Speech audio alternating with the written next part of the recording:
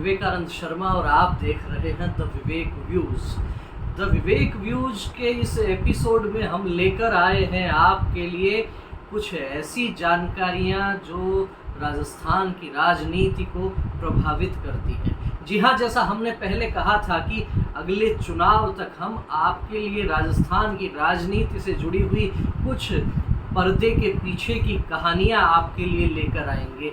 उसी क्रम में आज की कहानी है एक ऐसी नेता की जो जब कहा जा सकता है कि राजनीति में अपनी लोकप्रियता के शिखर पर थी, जिसने अनेक रिकॉर्ड बनाए, उस नेता को किस प्रकार से षड्यंत्र करके दबाने का प्रयास किया गया, कुचलने का प्रयास किया गया, राजनीतिक हत्या करने का प्रयास किया गया, लेकिन संघर्ष ऐसा कि जो रोके नहीं रुके, धैर्य ऐसा कि अनेक बार लोग और राजनीतिक क्षेत्र के लोग उसे गलतियां करने पर मजबूर करें, लेकिन धैर्य को ढाल बनाकर और संघर्ष और साहस को साथ रखकर वो नेता फिर से मुख्य धारा में आने लगी है। जी हाँ, मैं बात कर रहा हूँ झुंझुनू जिले में भारतीय जनता पार्टी को आगे बढ़ाने वाली, और या कहिए कि झुंझुनू जिले में आज़ादी के बाद पहली बार लोकसभा चुनाव में कमल खिलाने वाली संतोष अहलावत की। संतोष अहलावत की इस कहानी में बहुत सारे ट्विस्ट हैं। जी हाँ, जो लोग शेखावाटी की राजनीति को जानते हैं उन्हें पता होगा कि वर्ष 2000 के आसपास से संतोष अहलावत का नाम शेखावाटी की राजनीति में सुनाई देने लगा था। और एक दौर ऐसा भी था, वर्ष 2013 का विधानसभा का चुनाव, याद कीजिए, सूरजगढ़ विधानसभा क्षेत्र से कांग्रेस के दिग्गज नेता श्रवण कुमार को 50,000 से अधिक वोटों से पटखनी देने वाली संतोष अहलावत 2014 में लोकसभा का चुनाव लड़ती है। और झुंझुनू लोकसभा क्षेत्र पे लगभग ये कह सकते हैं कि जिस शीशराम ओला के परिवार का कब्जा था, उस कब्जे को छुड़ाकर आज़ादी के बाद पहली बार झुंझुनू लोकसभा क्षेत्र से कमल खिला, और वो कमल खिलाया संतोष अहलावत ने। लेकिन आखिर ऐसा क्या कुछ हुआ कि 2014 से लेके 2023 तक उन्हें राजनीतिक वनवास भुगतना पड़ा? आखिर पर्दे के पीछे क्या कुछ ऐसा चल रहा था जिसने संतोष अहलावत को छोटा करने का प्रयास किया?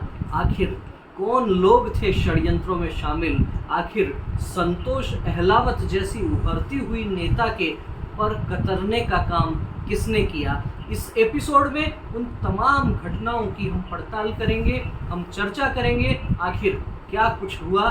बने रहिए हमारे साथ इस वीडियो में। लगातार कई सारे रहस्योद्घाटन होने वाले हैं। अनेक लोगों से हमारी इस संदर्भ में चर्चा हुई है। झुंझुनू जिले की राजनीति को समझने वाले, खासतौर पर झुंझुनू जिले की भाजपा की राजनीति में दखलंदाजी रखने वाले अनेक लोगों से चर्चा हुई, कुछ रिसर्च हुई, और फिर निकल कर आई बहुत सी ऐसी रोचक कथाएं जिनको हम आज आपके साथ इस वीडियो के माध्यम से साझा करने वाले हैं। तो पहले नज़र डालते हैं संतोष अहलावत के राजनीतिक सफ़र पर। वर्ष 2000 में वे बुहाना पंचायत समिति की प्रधान बनती हैं। 2004 में लोकसभा का चुनाव लड़ती हैं शीशराम ओला के खिलाफ। याद कीजिए, शीशराम ओला कांग्रेस के दिग्गज नेता, तूती बोलती थी शेखावाटी की राजनीति में। 2004 में जब लोकसभा का चुनाव लड़ती हैं शीशराम ओला के खिलाफ, तो केवल 23,500 वोटों से हार का सामना करना पड़ता है, और वो भी तब जबकि रणवीर गुढ़ा लोक जनशक्ति पार्टी से चुनाव लड़ लेते हैं। 1 लाख से अधिक वोट रणवीर गुढ़ा लेकर जाते हैं। अधिकांश वोट बताए जाते हैं राजपूत समाज के वोट थे, और जिसे भाजपा का कोर वोटर कहा जाता है।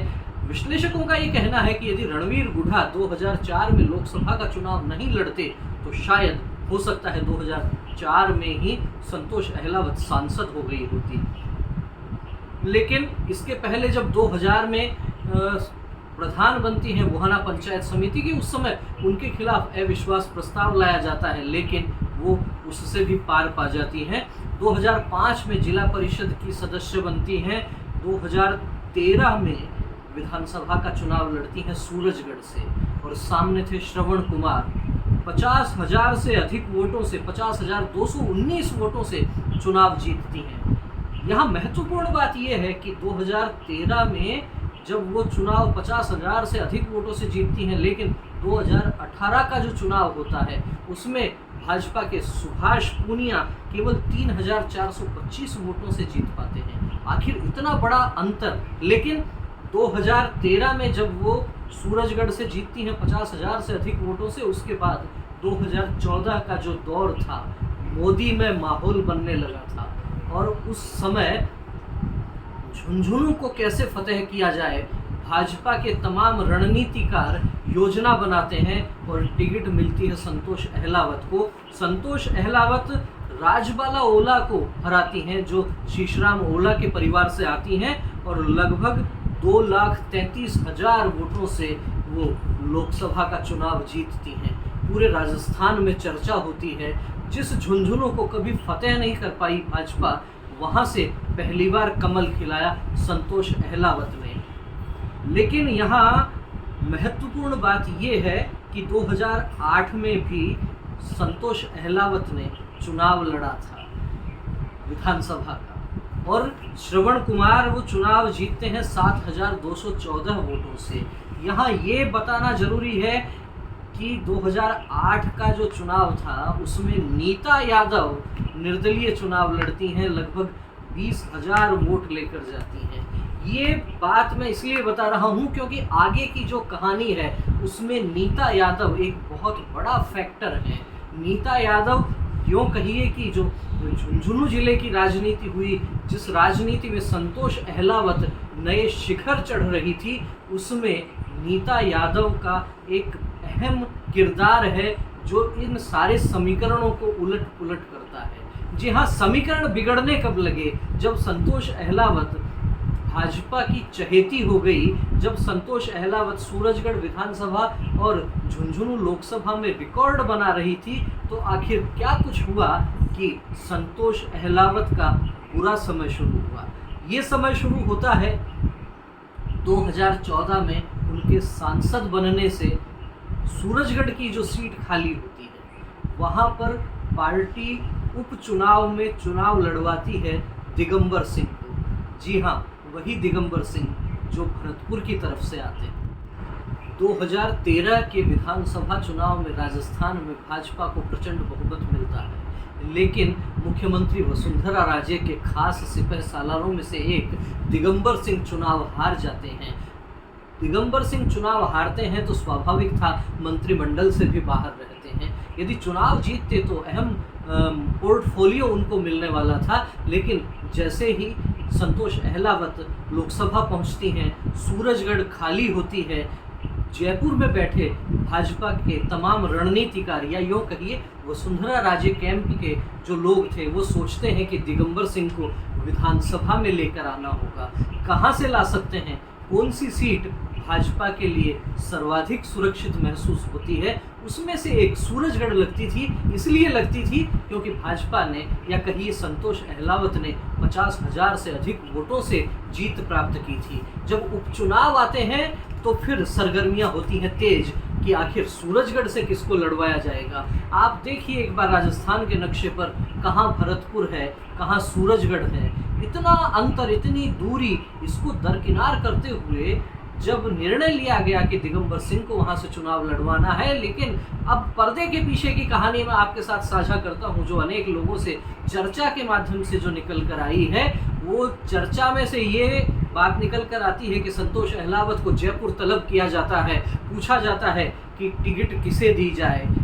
वे नाम लेती हैं नीता यादव का। इसलिए लेती हैं क्योंकि नीता यादव सूरजगढ़ विधानसभा में यादव वोटों का ध्रुवीकरण करती हैं। 2008 में संतोष अहलावत ने जो चुनाव हारा था, उस चुनाव के हारने में नीता यादव एक बड़ा फैक्टर था। जिस नीता यादव के लिए मैं आपको बता रहा था, उस नीता यादव के फैक्टर को आगे तक के लिए बैलेंस करने के लिए संतोष अहलावत कहती हैं कि नीता यादव को टिकट दे दिया जाए, लेकिन आला कमान ने कुछ और ही सोच रखा था। वसुंधरा राजे और उनके थिंक टैंक ने कुछ और ही सोच रखा था। वे कहते हैं संतोष अहलावत से कि चुनाव तो दिगंबर सिंह लड़ेंगे।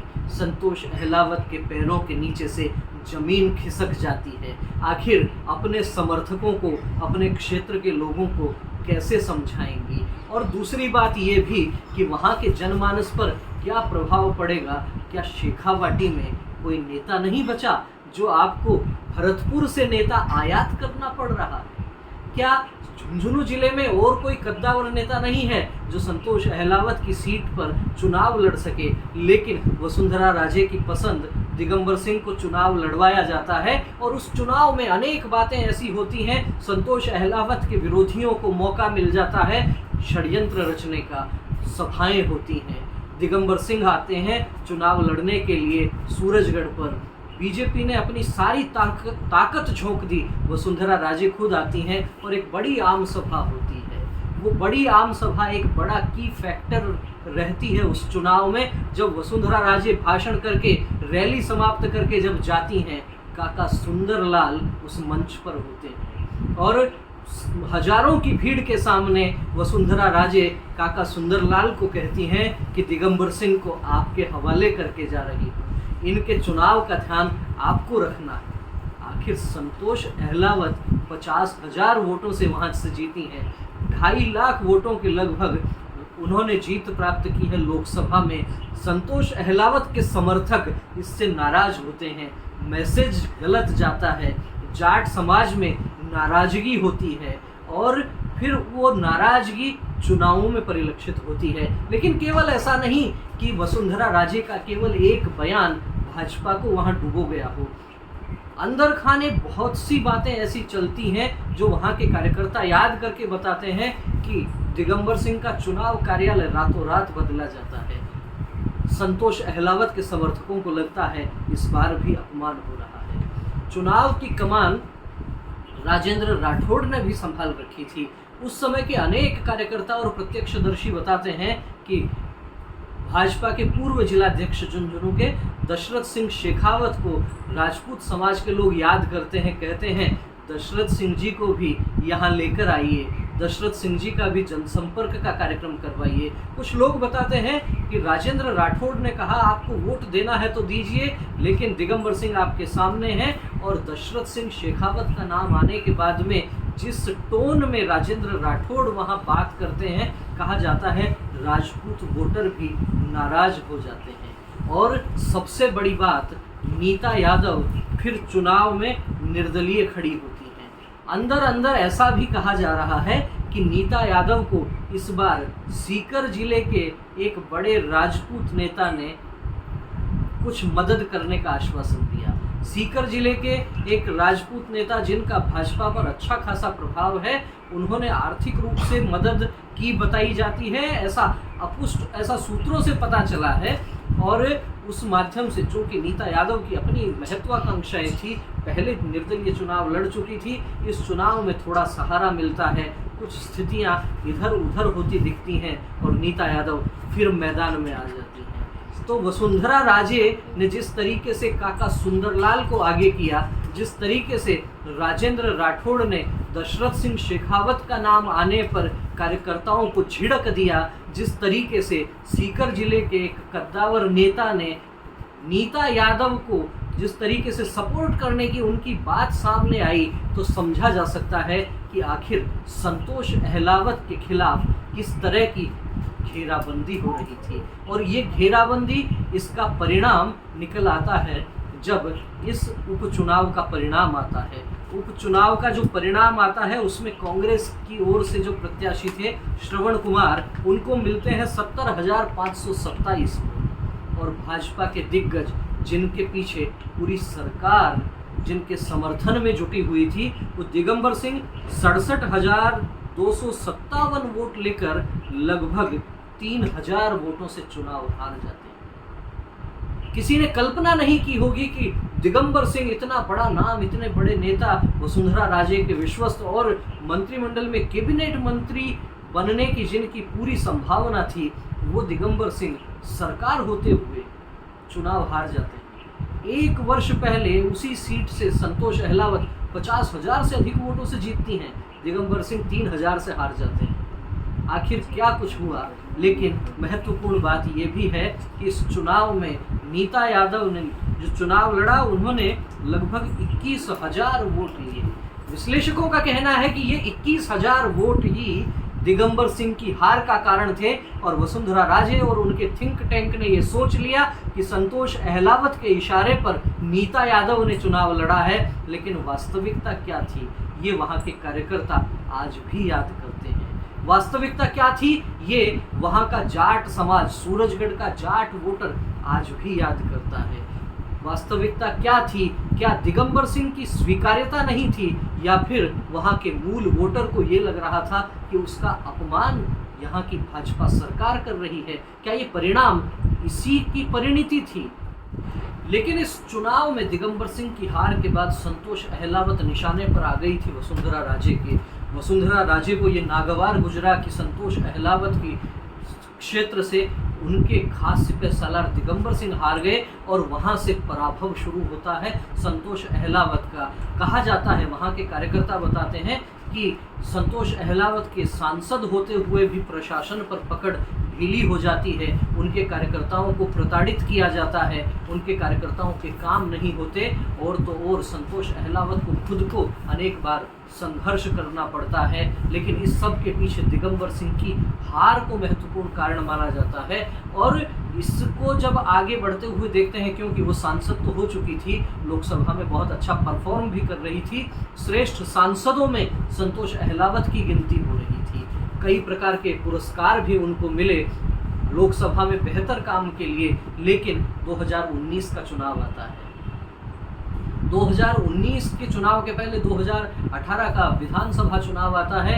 टिकट दी जाती है सुभाष पूनिया को, बहुत थोड़े से वोटों से जीतते हैं, 3,000 साढ़े 3,000 वोटों के अंतर से केवल वहाँ जीत पाते हैं। श्रवण कुमार फिर मजबूत हो जाते हैं। लेकिन लोकसभा 2019 का चुनाव एक सर्वश्रेष्ठ सांसद का टिकट कटता है तो फिर से चर्चा होती है कि आखिर संतोष अहलावत का टिकट क्यों कटा, जिसने पहली बार झुंझुनू में कमल खिलाया, जिसने शीशराम ओला के परिवार से टक्कर ली और जिस झुंझुनू को भाजपा के लिए बड़ा कठिन क्षेत्र माना जाता था, वहां भाजपा की राह आसान करने वाली संतोष अहलावत की टिकट काटकर उस समय मंडावा के विधायक नरेंद्र खीचड़ को टिकट थमा दी जाती है। कार्यकर्ताओं में रोष होता है। लेकिन जो लोग राजनीति को समझ रहे थे, उन्हें पता था कि आखिर ये वसुंधरा राजे की अदावत थी। ये कहीं न कहीं कहा जा सकता है कि दिगंबर सिंह की 2014 के उपचुनाव की हार थी, जो आज भी संतोष अहलावत को मुख्य धारा से बाहर करने में लगी हुई थी। 2019 में टिकट कटता है, कार्यकर्ताओं का दबाव होता है संतोष अहलावत पर निर्दलीय चुनाव लड़ने का। लेकिन वहाँ वो महिला धैर्य रखती है, वो दूसरे दल में नहीं जाती, वो बगावत भी नहीं करती और इंतजार करती है कि मेरा समय फिर आएगा। वो इंतजार करती है कि मैं भाजपा में रही हूँ, भाजपा में ही रहूँगी, और दिन अब यदि खराब चल रहे हैं तो आगे आने वाले दिनों में हो सकता है स्थितियां बदल जाए। अनेक कार्यकर्ता बताते हैं, झुंझुनू जिले के भाजपा से जुड़े हुए लोग बताते हैं कि 2014 से लेकर 2022-23 तक अनेक कार्यक्रमों में उनको सूचना नहीं दी जाती। यदि वे पहुंच भी जाती हैं तो उन्हें मंच पर नहीं बुलाया जाता, मंच पर आ जाती हैं तो उनका उद्बोधन नहीं करवाया जाता। एक सामान्य महिला इन परिस्थितियों में टूट भी सकती थी। एक सामान्य राजनेता इन परिस्थितियों में किसी दूसरे दल का दामन भी थाम सकता था। लेकिन संतोष अहलावत ने धैर्य रखा और संघर्ष नहीं छोड़ा, अपने कार्यकर्ताओं के लिए लगातार लड़ती रही। उन्होंने अनेक साक्षात्कारों में कहा कि मुझे पद की परवाह नहीं है, मुझे परवाह है तो मेरे कार्यकर्ताओं की, मेरे लोगों की, और अपने लोगों को एकत्रित रखने के प्रयास में जुटी रही, संगठित रही। और अभी हाल ही में भारतीय जनता पार्टी के प्रदेश अध्यक्ष सीपी जोशी ने जो नई कार्यकारिणी की घोषणा की है, उसमें संतोष अहलावत को प्रदेश का उपाध्यक्ष बनाया है। ये एक अलग विषय हो सकता है विश्लेषण का कि क्या वसुंधरा राजे की अब चलनी कम हो गई है, क्या वसुंधरा राजे अब कमजोर हो रही हैं, तो जो भाजपा से जुड़े हुए नेता किसी दौर में उनके निशाने पर हुआ करते थे, क्या उनके दिन अब अच्छे आने वाले हैं। या फिर ये कहा जा सकता है कि संतोष अहलावत का राजनीतिक वनवास अब समाप्त हो चला है। संतोष अहलावत के प्रदेश उपाध्यक्ष बनने से शेखावाटी की राजनीति भी बदलेगी। याद रखिए, झुंझुनू की राजनीति भी नई करवट ले सकती है। जिन कार्यकर्ताओं ने वसुंधरा राजे की संतोष अहलावत के साथ जो अदावत थी, उसके कारण 10 वर्ष तक लगभग वनवास झेला है, अब वो मुख्य धारा में आ रहे हैं, अब वो मजबूत हो रहे हैं। तो निश्चित रूप से झुंझुनू जिले की भाजपा की राजनीति आने वाले दिनों में बहुत दिलचस्प हो सकती है। बहरहाल ये समझा जा सकता है कि जिस तरीके से संतोष अहलावत ने धैर्य रखा और प्रदेश की उपाध्यक्ष बनी है, हो सकता है आने वाले समय में और किसी बड़ी भूमिका में आप उन्हें देख सकते हैं। आपका इस राजनीतिक कहानी पर, इस राजनीतिक कथानक पर क्या कहना है? क्या कहना है संतोष अहलावत की वनवास से वापसी पर? क्या कहना है पर्दे के पीछे चलने वाले षड्यंत्रों पर? क्या कहना है झुंझुनू जिले की भाजपा की राजनीति पर? कमेंट करके हमें अवश्य अवगत करवाइए। और वीडियो अच्छा लगा हो तो इसे लाइक कीजिए, अधिक से अधिक लोगों से इसे शेयर कीजिए। और यदि द विवेक व्यूज को अभी तक सब्सक्राइब नहीं किया है तो सबसे पहले चैनल को सब्सक्राइब कीजिए। फिर मिलेंगे किसी और राजनीतिक किस्से के साथ, किसी राजनीतिक कहानी के साथ। तब तक आप देखते रहिए द विवेक व्यूज। बहुत बहुत धन्यवाद। नमस्कार।